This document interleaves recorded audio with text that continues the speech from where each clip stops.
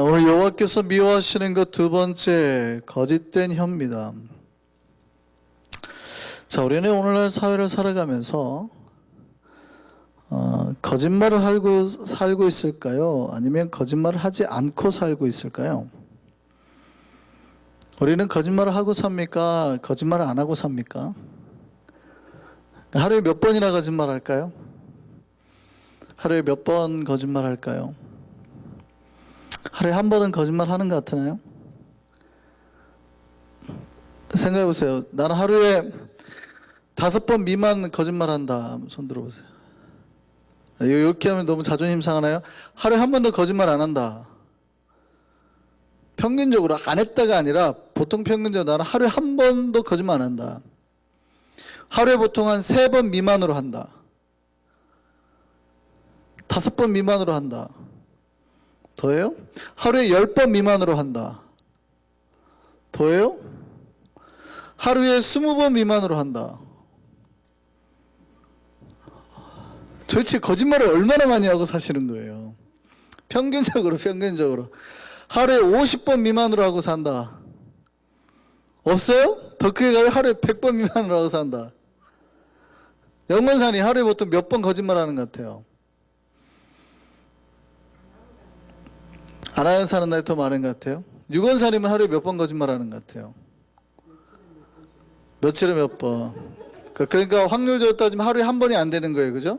김정 집사님 하루에 몇 번 거짓말 하시는 것 같아요? 일주일에도. 그러니까 평균적으로 그 정도라는 얘기는 지금 하루에 한 번이 안 되니까 0점 몇이니까 지금 거의 하루에 거짓말 안 한다고 사는 거예요. 매사추세츠 주립대 심리학과 교수님이 조사를 했대요. 인간이 하루에도 몇 번이나 거짓말 하나 봤더니 보통 인간이 10분 대화를 할 때, 10분 상대와 대화를 할 때 평균적으로 3번의 거짓말을 한다고 그럽니다. 다른 연구를 보면, 그러니까 내가 거짓말을 안 해도 주변에서 들려오는 거짓말이 보통 하루에 200번 들린대요. 그러니까 평균적으로 5분에 한 번꼴로 거짓말을 듣는 거죠. 그러니까 우리는 분명히 내가 거짓말 안 하는데 라고 생각할 수 있는데, 우리는 어느 순간 우리가 저게 거짓말이 아니다 라고 생각하면서 살고 있는지도 몰라요. 우리는 진짜 거짓말을 안 할까요? 아니면 어쩌면 우리도 모르게 그 평균에 똑같이 3분에 한 번 아니면 5분에 한 번 걸로 혹시 거짓말을 하고 있는지 아닌지 한번 생각해 볼 필요가 있습니다. 여러분, 거짓말이 나쁜 걸까요? 좋은 걸까요? 거짓말이 좋은 거예요? 나쁜 거예요? 다시 한번 잘 생각해 보세요. 거짓말이 좋은 거예요? 나쁜 거예요? 2009년도에 거짓말의 발명이라는 영화가 개봉이 됐는데요. 영화의 내용의 설정이 그겁니다. 영화가 배경으로 하는 그 세상은 사람들이 거짓말을 한마디도 하지 못하는 세상이에요. 자, 굉장히 이상적인 세상이죠. 거짓말을 한마디도 못하는 세상. 그런 데서 살면 우리가 좋을까요? 싫을까요? 거기 사람들의 주로 대화가 그거예요. 아주 못생긴 아이를 만나면 얼굴이 쥐처럼 생겼나 봐요. 그러니까 영화 대사가 그거예요. 어머, 애가 쥐새끼처럼 생겼어요. 이게 대화예요. 아우, 당신은 뚱뚱하고 들창코에 두꺼비 닮았어요. 이게 그 사회의 대화예요. 화가 나는 거죠. 이제 영화의 주인공으로 거기 주인공 이름이 마크 벨리슨인데, 자, 이 사람이 사업이 망해가지고 자기 재산이 이제 300불밖에 안 남았습니다. 아파트에서 쫓겨나게 됐어요. 근데 갑자기 아무도 거짓말을 못하는 사회에서 유일하게 이 사람이 갑자기 거짓말할 수 있는 능력이 생긴 거예요. 자기가 300불밖에 안 남았는데 돈을 이제 인출하러 갔는데 갑자기 은행 시스템이 다운된 거예요. 그 은행 직원이 자기 잔고가 얼마 있는지 모른다는 걸 알게 되니까 이 사람이 갑자기 거짓말을 하게 되는 겁니다. 그러니까 그 사회는 거짓말이라는 개념이 없는데 혼자 거짓말을 한 거예요. 잔고에 800불이 있다고 그랬어요. 거짓말을 했어요. 딱 찾으려고 했는데 갑자기 시스템이 복원이 된 거죠. 딱 보니까 300불밖에 없는 거거든요. 근데 그 사회는 거짓말 할 줄 모르잖아요. 그러니까 은행 직원이 뭐라 그러냐면, 아, 기계가 좀 실수난 것 같은데요. 죄송합니다. 하고 800불을 내준 거예요. 그 사회는 거짓말 할 줄 모르는 사회니까. 이때부터 이 사람이 거짓말을 하기 시작합니다. 그런데 자기 엄마가 위독하다는 소식을 듣고 이제 요양원으로 가요. 엄마가 죽음 앞에서 무서워서 덜덜 떨고 있어요. 이 사람은 크리스찬이 아니니까. 이 사람이 두려워서 엄마가 벌벌 떠니까 거짓말을 하는 거예요. 죽음의 세계는 끝이 아니라고.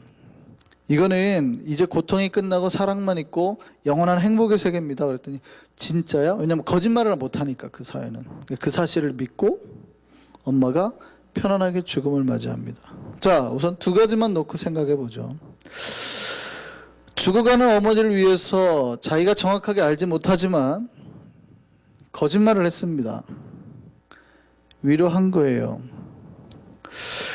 괜찮은 걸까요? 괜찮지 않은 걸까요?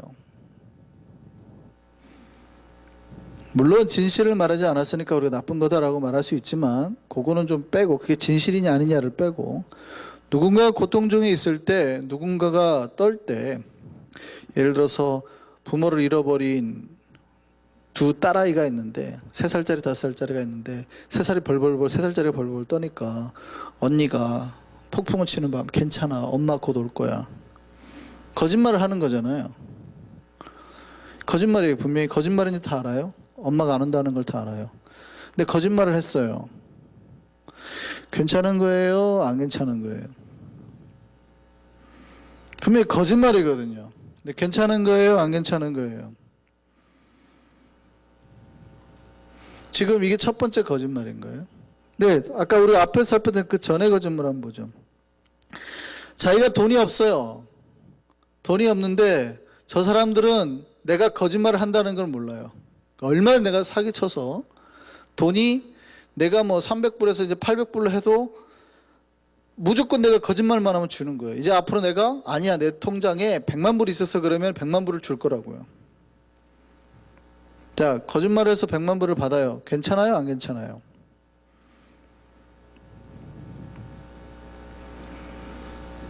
둘 다 똑같이 거짓말이거든요. 잘 생각해 보세요. 거짓말이거든요. 괜찮을까요? 안 괜찮을까요? 자, 보세요. 보통 우리가 하루에 살 때요, 수없이 많은 거짓말을 합니다. 목사인 저도 거짓말을 해요. 그런데 사실은 우리는 앞에 거짓말은 사실은 거짓말이라고 하지 않아요. 분명히 거짓인데 3살짜리 아이가 두려워 떨고 있으니까 거짓말을 한 건데, 괜찮아, 엄마 곧 올 거야 라고 거짓말을 한 건데, 어머니 걱정하지 마세요. 두려워하지 마세요. 내가 잘 알지 못해도 거짓말을 한 거지만 우리는 보통 그거를 사회 통념상 거짓말이라고 하지 않아요. 오히려 그런 거를 예의, 배려, 위로라는 말로 바꿔서 사용합니다. 분명히 거짓말인데 오히려 그거를 뭐라고 그래요? 위로라고 표현하거든요. 3살짜리가 이렇게 만약에 털털 떨고 있는데 언니가 괜찮아, 엄마 곧 올 거야 했는데 옆에서 진짜 꽉 막힌 사람이 거짓말이야, 니네 엄마 지금 도망갔어, 그걸 진실이라고 말하는 사람에게 대해서 뭐라고 그래요? 앞뒤가 꽉 막힌 벽창호라고 해요. 도대체 분위기 파악을 못하는 거죠. 지금 3살짜리가 울고 있어가지고 위로하는데 그걸 거짓말이라고 하고 있으니 그런 걸 뭐라고 그래요? 벽창호라고 그런단 말이에요. 도대체 말이 안 통하는 사람, 앞뒤가 꽉 막힌 사람.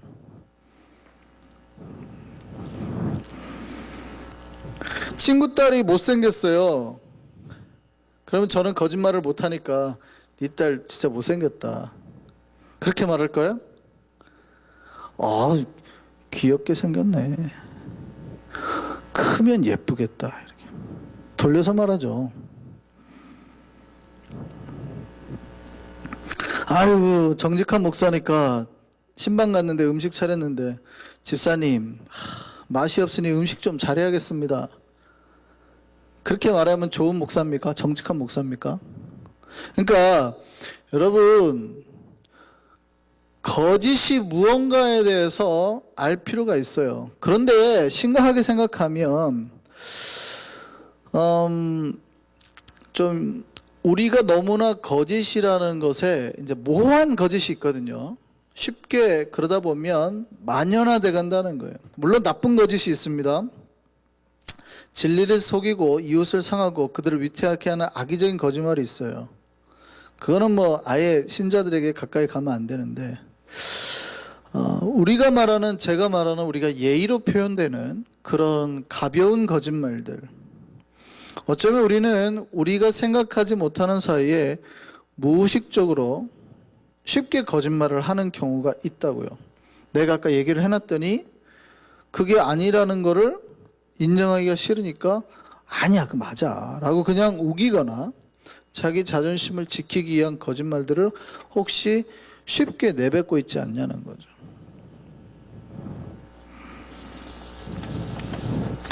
나쁜 거짓말도 있어요. 그러니까 이런 거는 한번 생각해 보시죠. 이거는 아예 우리에게서 있으면 안 되는 거짓말들, 악의적인 거짓말들이 있어요. 간혹 악의적인 거짓말들. 이렇게 구역 모임이나 이렇게 또 모임을 하다 보면 모여서 기도를 안 하고 또 어떠한 집사님이나 누굴 타겟을 두고 흉을 보는 거죠. 근데 이 얘기를 하다 보면 진실만을 얘기하는 게 아니라 조금씩 자기가 아는 생각이나 판단들이 들어가는 거예요. 왜 그랬냐는 모르거든요. 왜 그랬냐는 모르니까 이제 내가 판단을 하는 거예요. 가지고 그랬을걸? 그래서 그런가 봐. 그래서 그런가 봐. 자꾸 커져가는 게 있어요. 이런 거는 악의적인 거짓말이에요. 그러니까 내가 정확하지 않은 말을 하고 있다는 걸 스스로도 알고 저 사람을 공격하거나 비방하고 있다는 것을 어느 정도 인지하는 말들은 조심할 필요가 있다는 거죠.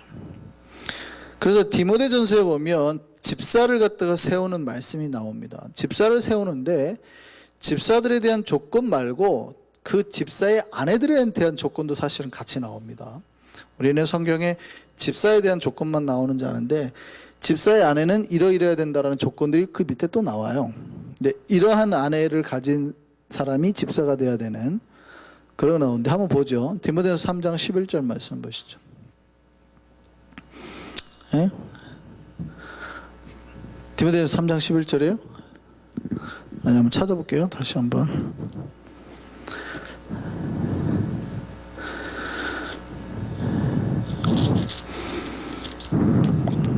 네, 디모데전서 3장 11절 같이 한번 찾아보겠습니다. 디모데전서 3장 11절 찾으셨어요? 저기 말고 성경 찾으세요. 디모데전서 3장 11절 같이 한번 찾겠습니다. 같이 읽겠습니다. 시작. 여자들도 이와 같이 정숙하고 모함하지 아니하며 절제하며 모든 일에 충성된 자라 할지니. 그러니까 그 집사들을 말하면서 그의 여자들에 대해서 얘기하는 거예요. 그러니까 여자들도 이와 같이 정숙하고 모함하지 아니하며 절제하며 모든 일에 충성된 자라 할지니라. 근데 여기서 모함하지 아니하며라는 개역 성경이 이 단어를 씁니다. 참소하지 아니하며. 참소라는 굉장히 특이한 단어를 씁니다. 참소가 무슨 뜻입니까? 그러니까 집사의 아내는 그 아내가 직분이 있든 없든 상관이 없어요. 그러니까 그 아내가 어떻게 해야 돼요? 뭐 하면 안 되는 여자여야 돼요? 참소하면 안 되는. 참소라는 말은 남을 헐뜯어서 없는 죄를 있는 듯이 꾸며서 고해 바치는 것을 참소라고 합니다. 그러니까 남의 죄가 없는데 마치 죄가 있는 것처럼 헐뜯는 거를 참소라 그래요. 그러니까 집사의 아내가 되려면 뭐 하면 안 돼요? 참소하면 아니 되고. 근데 이거를 갖다가 개역개정에서는 좀 바꿔서 참소라는 말이 좀 어려우니까 모함이라는 말로 바꿨습니다. 그러니까 이건 악의적인 거짓말이죠. 누군가를 위해서 뒤에서 함부로 말을 만들어서 내는 행동하는 거예요. 근데 이거 하면 안 된다고 딱 성경에 못 박혀 있어요. 집사의 와이프는 이렇게 하면 안 된다. 왜 이게 안 되는 줄 아세요? 이게 여러분 헬라어를 찾아보면 이 모함이라는 단어가 이 참소라는 단어가 굉장히 독특한 단어로 써 있습니다. 디아볼루스 이렇게 돼 있어요. 라틴어인데요. 헬라어인데 나중에 라틴어로도 가는데요. 영어로도 쓰여요. 그래서 무슨 게임 이름으로도 제목으로 나오는데, 디아볼로가 무슨 뜻인지 아세요? 사탄이라는 뜻입니다. 사탄. 디아볼로가. 그러니까 마귀라는 뜻이죠. 마귀.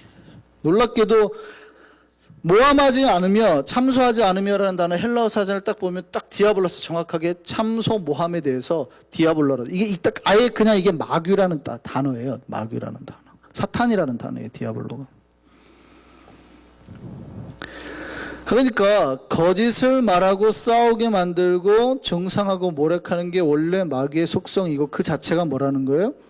마귀라는 거예요.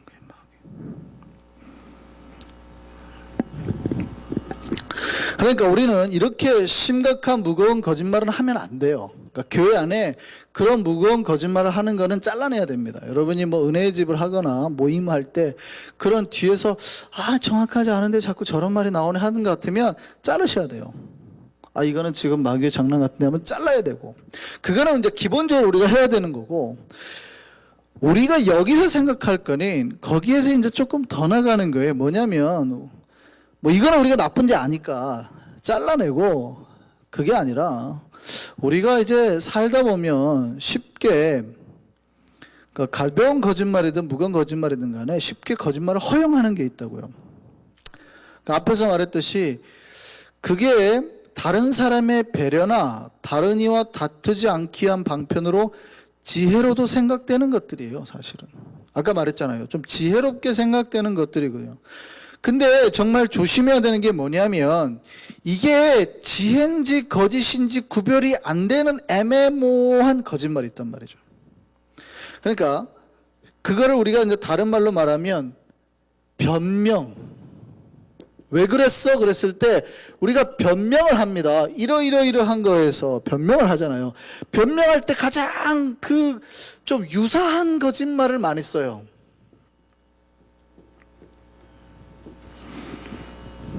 사실은 그거를 갖다가 나를 보호해야 되니까 딱 악의적인 거짓말을 하기는 모호한데 쉽게 우리가 함부로 뱉어버리는, 그래서 자꾸 만들어낸 굉장히 거짓말에 가까운 비슷한 거짓말을 한다는 말이죠.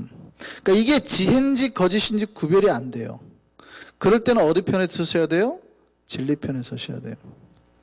제가 한번 쉽게 한번 얘기해 볼게요. 여러분이 은혜집 모임을 5시에 하기로 했어요. 근데 5시에 하기로 했는데 교회에서 여러 가지 행사 때문에 아니면 일 때문에 바빠가지고 지금 딱 출발하려니까 4시 55분인 거예요. 그러니까 안 오니까 은혜집 리더가 전화가 온 거죠. 거의 다 시작할 때인데 어딘데 안 와? 그때 출발하면서 뭐라고 그래요? 거의 다 도착했어. 그러거든요. 사실 인자 출발하거든요. 인자. 지금 출발하는 거거든요. 자, 보세요. 지금 출발해 라고 말하면 어떤 반응이 올까요? 뭐하고 지금까지 아직도 출발 안 했어 하고 짜증이 돌아올 거란 말이죠. 그러니까 이 짜증을 미연에 방지하기 위해서, 지혜란 말이에요. 그죠? 이 짜증을 미연에 방지하기 위해서 사실은 한번 미리 살짝 유연하게 넘어간 거예요. 지금 출발해. 앞으로 15분을 더 가야 되는데 지금 출발해, 그런다고요. 근데 여러분 생각해 보세요. 지금 출발하는 거예요? 지금 출발한다. 거의 도착했어, 이런단 말이죠. 근데 거의 도착한 거예요. 사실은 거짓말은 아니거든요. 거의라고 했으니까 도착했어 라고 한다거든요. 근데 사실은 거의 도착한 거예요? 아니면 지금 출발하는 거예요? 애매모호하죠. 이거를 지혜로 봐야 될까요? 거짓말로 봐야 될까요? 한국 중국집이 그런다 그랬잖아요, 제가. 아니, 언제 와요, 사장님? 거기 출발했어요. 그때, 이미 출발했습니다. 근데 출발했는지 안 했는지 딱 알아보는 거 있죠. 아, 벌써 출발했어요. 탕수육 하나 추가하려고 그랬는데. 아, 됩니다. 아직 출발 안 했습니다. 이러거든요.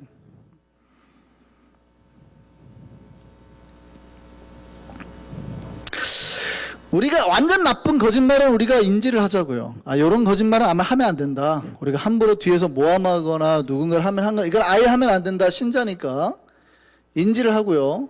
말고, 사실은 오늘날 우리가 하루에 10분인데 3번이나 대화하다가 하는 거짓말은 이런 거짓말일 확률이 적죠. 대부분 어떤 거짓말이에요?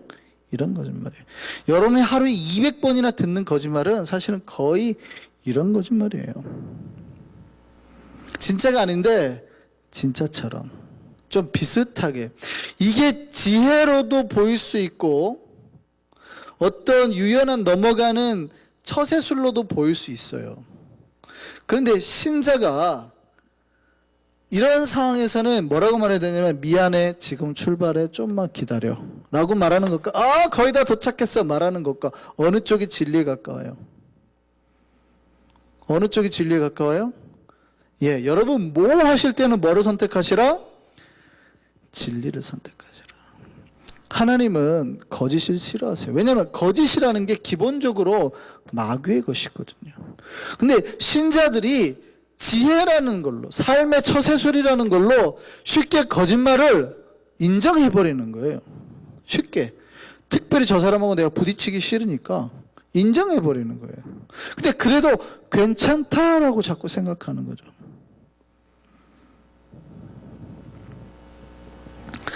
여러분, 하나님은 거짓을 싫어하세요. 오늘 본문을 보면 여호와께서 미워하는 거라고 말합니다.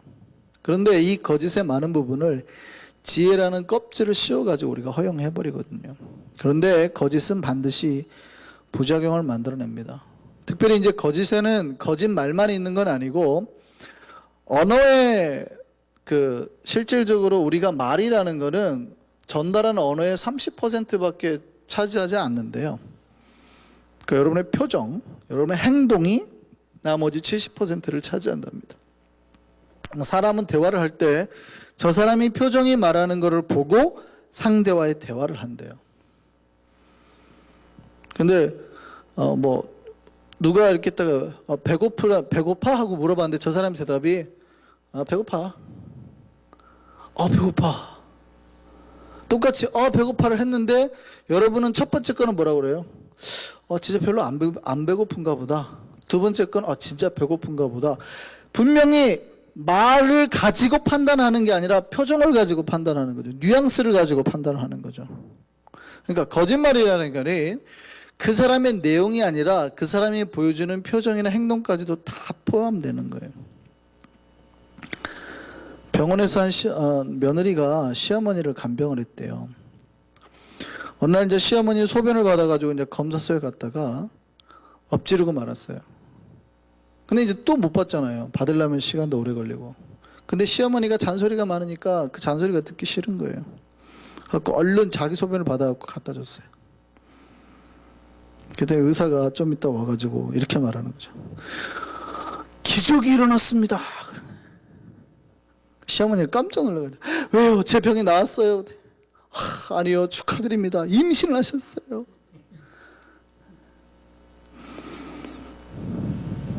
거짓은 반드시 그 고비를 넘어갈지는 모르지만 문제를 양산하는 거예요.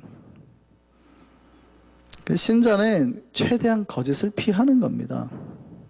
왜냐하면 거짓은 하나님과 반대편에 서 있는 자의 거거든요. 그러니까 우리는 거짓을 말하지 않기 위해서 많이 노력을 해야 돼요. 자, 제가 한번 다시 예를 들겠습니다. 여러분, 친구가 여러분에게 돈을 빌리러 왔습니다. 근데 돈을 빌려주면 술 마시러 갈 게 뻔해요. 근데 여러분 수중에 분명히 돈이 있어요. 어떻게 해야 될까요? 미안하니까 아이고 야 너 설명하기 복잡하니까, 그죠? 그러니까 우리는 쉽게 어떻게 해요? 없어, 미안하다. 자, 친구를 위한 거가 되기도 하여, 친구를 위한 거가 되기도 하지만 우리는 쉽게 그때 어떻게 해버려요? 없다고 하거든요. 분명히 내 수중에 돈이 있는데 있다가 사실이에요. 이게 사실이에요. 근데 우리는 우리 입으로 쉽게 없다고 해버리거든요. 괜찮은 거예요, 안 괜찮은 거예요? 그러니까 우리가 지금 이런 거를 갖다가 고민하자는 거 아니에요. 이건 아예 우리는 하면 안 되는 거고 굉장히 근사치에 가까운 거예요. 분명히 있는데 딸이 돈 좀 빌려달라고 해요. 근데 쉽게 없어 해버리거든요.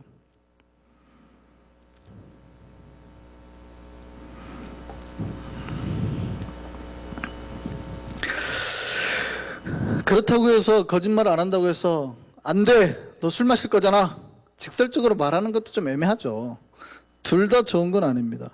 그런데 어쨌든 우리 신자들의 입에서 뭐가 나오는 걸 굉장히 긴장하셔야 돼요? 거짓말이 나오는 걸 굉장히 긴장하셔야 돼요. 철학의 그 아버지라 불리는 그 독일 철학의 유명한 칸트라는 분이 있어요. 제가 이 근대의 철학을 배울 때 일본어로 배운 사람이 칸트입니다. 이 사람으로부터 사실은 근데 철학이 다 시작이 되거든요. 기독교 철학이. 근데 이 임마누엘 칸트의 아버지의 이야기입니다. 이 사람의 아버지가 그렇게 엄격했대요. 아버지는 그 말 안장을 만드는 장인이었어요. 말 위에 씌우는 안장 있잖아요. 탈 때 쓰는. 그냥 그런 어떤 장인이었는데 이 사람이 생각하는 첫 번째 원칙이 정직이랬대요. 한 번에 이 칸트의 아버지가 자기 고향인 폴란드의 실레시아를 향해서 가는데 강도를 만난 겁니다. 다 뺏겼는데 강도가 그러는 거예요. 이게 전부냐? 그게 전부요. 하고 간 거예요. 그리고 이제 강도가 자기 물건을 다 빼앗아 가는데 갑자기 옷에 뭐가 툭 걸리는 거예요. 봤더니 자기가 혹시나 하고 옷 소매 속에 황금 덩어리 하나를 이렇게 꿰매놓은 거예요. 귀중한 거를 잃어버릴까봐 떨어지지 않게 툭 걸린 거예요. 강도를 맞는데 금을 안 빼앗긴 거예요. 우리는 어떻게 생각할까요? 은혜라고 생각 안 하겠어요? 이야, 내가 얼마나 지혜로워서 강도를 맞는데 할렐루야, 하나님 나를 도와주셔서 금은 안 뺏겼다고 교회 와가지고 간증할 거란 말이죠. 하나님이 지켜주셨어. 다 빼앗겼는데 진짜 귀중한 바보 같은 강도들이 진짜 귀중한 거 이거는 안 가져갔어. 이럴 거 아니에요? 그럼 하나님께 영광 돌릴 거란 말이죠. 근데 칸트 아버지가 갑자기 그걸 딱 보더니 강도한테 돌아가가지고 금을 내미는 거예요.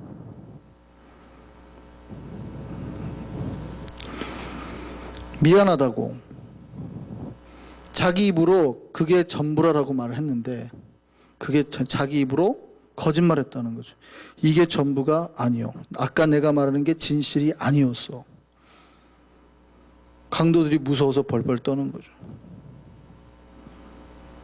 도대체 얼마나 독한 인간이면 어떻게 생각할까요? 우리는 그 상황에서 은혜 받았다고 오지 않을까요?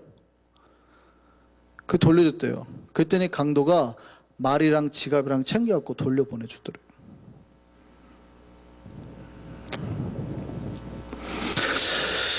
좀 과하다 싶은 이야기긴 합니다. 그죠? 근데 도대체 우리는 얼마나 거짓말을 하지 않으려고 노력하고 있을까요? 여러분, 거짓은 반드시 드러나고요. 거짓의 결과는 반드시 자기에게 돌아오게 되어 있습니다. 잠언 18장 말씀 보시죠. 죽고 사는 것이 혀의 힘에 달렸나니 혀를 쓰기 좋아하는 자는 반드시 혀의 열매를 먹는다고요. 그러니까 거짓을 자꾸 뿌리면 그 거짓이 그 거짓말의 나쁜 것의 사탄의 열매가 돼가지고 우리에게 돌아오게 하고 그것이 우리를 망하게 하는 거예요. 도산 안창호 선생님이 그런 말을 했습니다. 거짓이 많은 국민으로 망하지 않은 국민이 어디 있으며 거짓이 많은 나라에 부흥한 국민이 어디 있는가, 이런 말을 했습니다. 그 나라 백성들이 자꾸 거짓말을 하면 나라가 망한다는 거예요. 그리고 거짓이 많은 나라에는 절대 부흥할 수 없다는 거죠. 거짓을 하면 그 거짓의 결과가 자기에게 돌아와요. 그 순간은 거짓말을 한 것이 지혜처럼 보일 수 있어요. 왜냐하면 순간을 모면하는 거예요. 그러니까 임기응변이라는 말이 있죠. 임기응변이 좋은 뜻이기도 합니다. 지금 내가 처한 상황을 모면한 거니까. 임기응변이 좋은 거기도 한데 나쁘게 멀리 보면 이 임기응변이 결국 자기를 죽이는 거예요. 그래서 절대 임기응변은 좋게 해석하시면 안 돼요. 임기응변에 가장 제가 학교 다닐 때 배웠던 게 뭐냐면 언발의 오줌 누기라는 말을 제가 임기응변이라는 단어를 배우면서 선생님한테 들었던 게 어느 한 선비가 밤에 추워가지고 가는데 자기 발이 얼은 거예요. 그러니까 어떻게 합니까? 자기 언발을 빨리 그 동상 걸리지 않게 하겠다고 해서 거기다 오줌을 싼 거예요. 괜찮을까요? 안 괜찮을까요? 아, 따뜻해 하고 몇 분 뒤에 다리가 얼어버리는 거죠. 아, 따뜻해 하고 임기응변인 거. 그런 걸 임기응변이라는 거거든요. 언발의 오줌 누기라는 말이. 그 순간은 지혜로운 거예요. 순간 확 넘어가는 거예요. 이렇게 탁 문제가 없던 것처럼. 근데 그게 결국 자기를 어떻게 해요? 죽게 만드는 거예요. 여러분, 거짓말이 지혜처럼 보일 때가 있어요. 근데 신자는 조심하셔야 돼요. 그런 임기응변식의 지혜가 자꾸 반복되면 결국 그게 자기를 죽음으로 몰아요. 어떤 한 신사가 기차에 탔어요.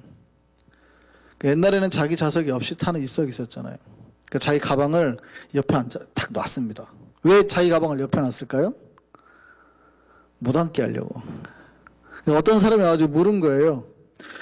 아, 여기 자리 있습니까? 아, 아니요. 여기 가방 임자가 지금 자리 놓고 갔다고. 편하게 가려고. 가방 임자 여기 자리 놓고 가서 자리 있어요. 딱 그런 거예요. 이 사람이 갈 줄 알았는데 갑자기 턱 앉더니 가방을 자기 무릎에 턱 올리더니 아, 그럼 가방 임자가 올 때까지 제가 앉고 있다가 그분 오면 자리 내드릴게요. 딱 그런 거예요. 도착지에 자기 내려야 될 때까지 도착을 한 거예요. 근데 자기가 무슨 거짓말 해놨어요? 가방 임자가 있다 그랬잖아요. 고민하기 시작한 거죠. 저거를 들고 내리자니 거짓말한 게 들통날 것 같고 놔두고 내리자니 중요한 물건 다 잃어버릴 것 같고 그래서 가방을 모르겠다 하고 딱 들고 내리려고 하는데 갑자기 이 사람이 콱 잡아버리는 거예요. 아니 제가 이거 이따가 주인 오면 드릴게요. 그리고 자기 내려야 될 때가 지나버린 거예요.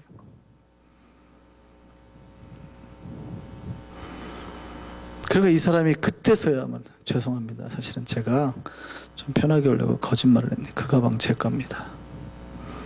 그러니까 기차 안에 있던 사람들이 다 쳐다보고 손가락질하더라. 거짓말하면 반드시 들통이 납니다. 그때는 안 들통이 나는 것 같아도 반드시 들통이 납니다. 누구를 만나면요? 더 지혜로운 분을 만나면. 내가 지혜롭다고 생각하지만 더 지혜로운 하나님 앞에서는 다 밝혀지는 거예요. 어느 대학생 4명이 학교에서 수업을 빼먹고 1박 2일로 도망을 갔는. 그날 시험이 있었는데 빼먹고 도망을 갔어요.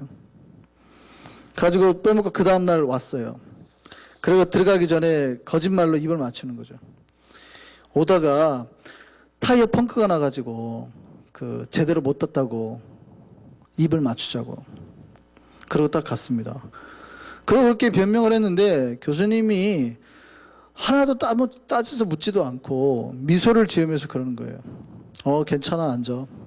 근데 자네들은 지난 시간에 내가 퀴즈를 냈는데 풀지 못했으니까 지금이라도 그 퀴즈를 풀어보거나 하고 펜하고 종이를 준 거예요. 자, 이제부터 퀴즈를 내겠네. 자, 첫 번째 문제. 자, 자동차의 어느 쪽 타이어가 펑크가 났는지 쓰시오.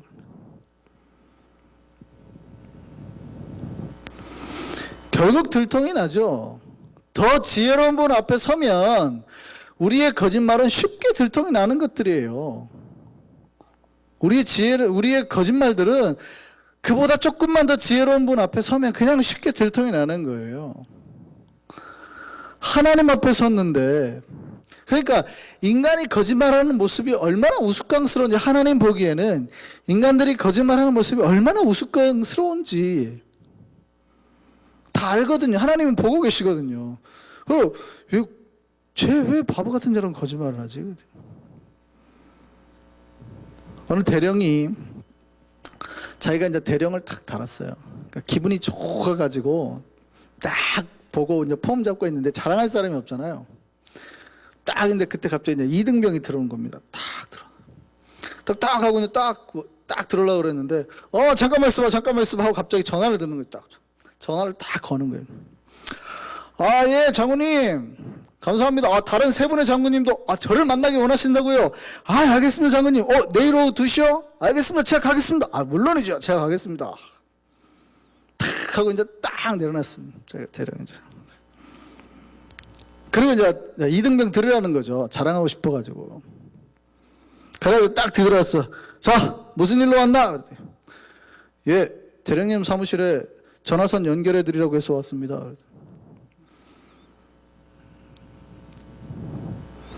웃긴 거예요. 굉장히 웃긴 거예요. 인간들의 거짓말이라는 것이 하나님 앞에서 보면 굉장히 웃긴 퍼포먼스예요. 쇼예요. 여러분 조심하셔야 돼요. 여러분 우리가 아까 말했습니다. 하루에 몇 번 거짓말 하십니까? 거의 몇 번 안 하는 것 같은데요. 일주일에 몇 번 안 하는 것 같은데. 근데 이런 거짓말 말고 우리가 직장에서나 가정에서나 혹시 이런 거짓말 쉽게 하고 있지는 않습니까? 저 물건이 별로 안 좋은데도 괜찮아요. 저 물건 괜찮아요. 쉽게 말하고 있지 않아요? 팔기 위해서, 그죠?